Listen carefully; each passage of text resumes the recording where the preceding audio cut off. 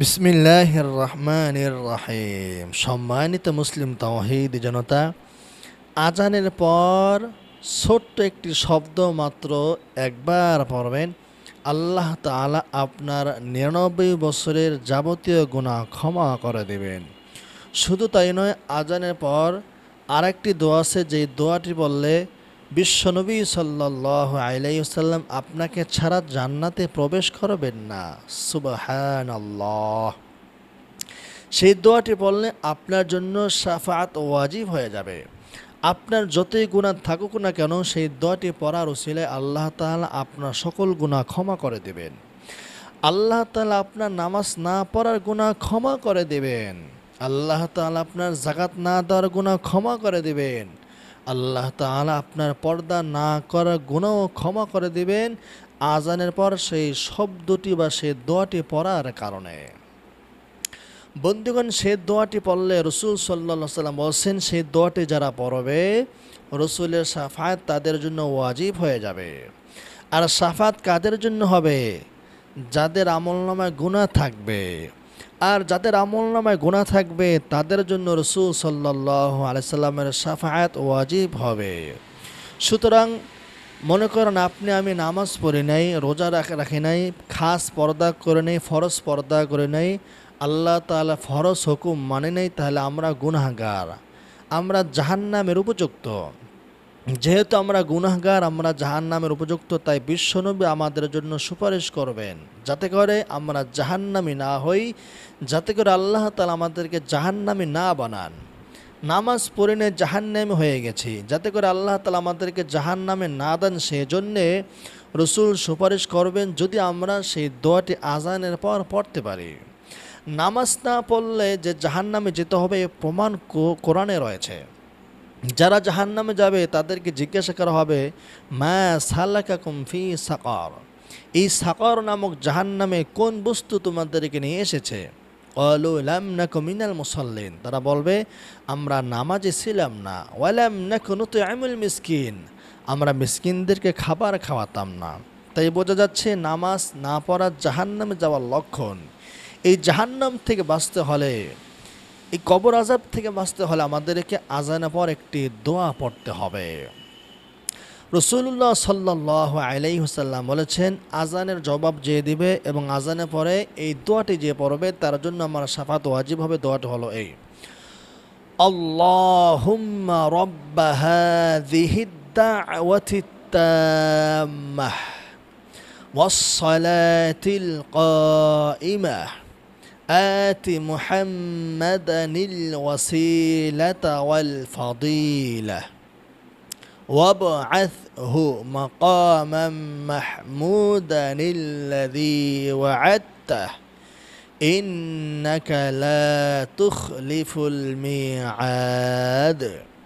আমরা আজানের পরে এই দোয়াটি পড়ব। এই দোয়াটি অনেকেরই জানা আছে, কিন্তু দোয়াটির ফজিলত হয়তো জানা নেই, তাই বললাম। রাসূল সাল্লাল্লাহু আলাইহি ওয়াসাল্লাম বলেছেন, এই দোয়াটি যারা পড়বে শাফাআত ওয়াজাবাত শাফাআতি, তার জন্য শাফাআত ওয়াজিব হয়ে যাবে। সুবহানাল্লাহ। যখন রাসূল সাল্লাল্লাহু আলাইহি ওয়াসাল্লামের জন্য শাফাআত ওয়াজিব হয়ে যাবেন, তার মানে রাসূল আমাদেরকে ছাড়া জান্নাতে যাবেন না, আমাদেরকে নিয়েই তিনি জান্নাতে যাবেন, আমাদের হাত ধরেই তিনি আমাদেরকে জান্নাতে নিয়ে যাবেন। আল্লাহু আকবার। তো আজানের পর এই দোয়াটি পড়বেন। এটি হলো কোরআন হাদিসের একটি দোয়া। আরেকটি দোয়া বলবো, সে দোয়াটি পড়বেন, ইনশাআল্লাহ আশা করি আল্লাহ তাআলা আপনার গুনাহ মাফ করবেন। জামে তিরমিজির 3397 নম্বর হাদিস এসেছে, রাসূল সাল্লাল্লাহু আলাইহি ওয়াসাল্লাম বলেছেন, সেই দোয়াটি যদি কেউ পড়ে তাহলে তার গুনাহ যদি পৃথিবীর বয়সের সমান হয় তবুও মাফ হবে, তার গুনাহ যদি পৃথিবীর সকল গাছের পাতার সংখ্যা বরাবর হয় তবুও মাফ হয়ে যাবে। আল্লাহু আকবার। কত বড় ফজিলতের দোয়া! সেই দোয়াটি হলো এই, আস্তাগফিরুল্লাহাল্লাযী লা ইলাহা ইল্লা হুয়াল হাইয়ুল কাইয়্যুম ওয়া আতুবু ইলাইহি। এই দোয়াটি পড়বেন। এটি ইস্তেগফার পড়বেন। দেখুন, আজানের পর থেকে নামাজ পর্যন্ত মাঝখানে যে গ্যাপ আছে, সময় আছে, এই সময় দোয়া করলে দোয়া কবুল হয়। রাসূল সাল্লাল্লাহু আলাইহি ওয়াসাল্লাম বলছেন, লা ইউরাদ্দু দুআউ বাইনাল আযানি ওয়াল ইকামা, আযান এবং ইকামতের মধ্যবর্তী সময়ের দোয়া ফেরত দেওয়া হয় না, অর্থাৎ দোয়া কবুল করে নেওয়া হয়। সুতরাং আমরা যখন আজান শুনব, আজান শোনার পরপরই আমরা আজানের দোয়াটি পড়ে নেব। এরপরে পড়ব আস্তাগফিরুল্লাহাল্লাযী লা ইলাহা ইল্লা হুয়াল হাইয়ুল কাইয়্যুম ওয়া আতুবু ইলাইহি। এই দোয়াটি আপনারা একবারও পড়তে পারেন, দুইবারও পড়তে পারেন, তিনবারও পড়তে পারেন। তবে এই দোয়াটি পড়ার সময় আপনার অতীতের গুনাহের কথা মনে করবেন যে আল্লাহ, আমি অতীতে কত গুনাহ করেছি, আল্লাহ আমার সকল গুনাহ ক্ষমা করে দেন, আমি এই ধরনের গুনাহ আর ভবিষ্যতে করব না। এরকম নিয়ত করে যদি দোয়াটি পড়তে পারেন, ইনশাআল্লাহ আশা করা যায় আল্লাহ তাআলা আপনার সগীরা কবিরা ছোট বড় জাহের বাতেন যাবতীয় সকল গুনাহই তিনি ক্ষমা করে দিবেন, মাফ করে দিবেন। আজানের পর দোয়া কবুল যেহেতু হয়, তাই আপনি যখন মসজিদে যাবেন, আজানের পরে মসজিদে যাওয়ার পরে সময় থাকলে 2 রাকাত তাহিয়াতুল মসজিদ পড়বেন। আমরা বাঙালিরা অনেকেই মসজিদে যাওয়ার পরে তাহিয়াতুল মসজিদ পড়ি না। মসজিদে প্রবেশ করার পরে যদি দেখেন 2 মিনিট, 2.5 মিনিট বা 3 মিনিট, 4 মিনিট সময় বাকি আছে, তাহলে আপনি তাহিয়াতুল মসজিদে 2 রাকাত নামাজ আদায় করে নেবেন। তাহিয়াতুল মসজিদ মানে মসজিদকে সম্মান করা নয়, বরং মসজিদ যার আল্লাহ পাকের মসজিদ, আল্লাহকে সম্মান করা বোঝায়। আপনি মসজিদে গেলেন মানে আপনি আল্লাহ পাকের মেহমান হয়ে গেলেন। আর মেহমান যখন কোনো বাড়িতে বেড়াতে যায়, তখন সে কিছু হাতে নিয়ে যায়। আপনি মসজিদে গেলেন, মেহমান হয়ে গেলেন, আল্লাহকে এখন কি দেবেন বলেন?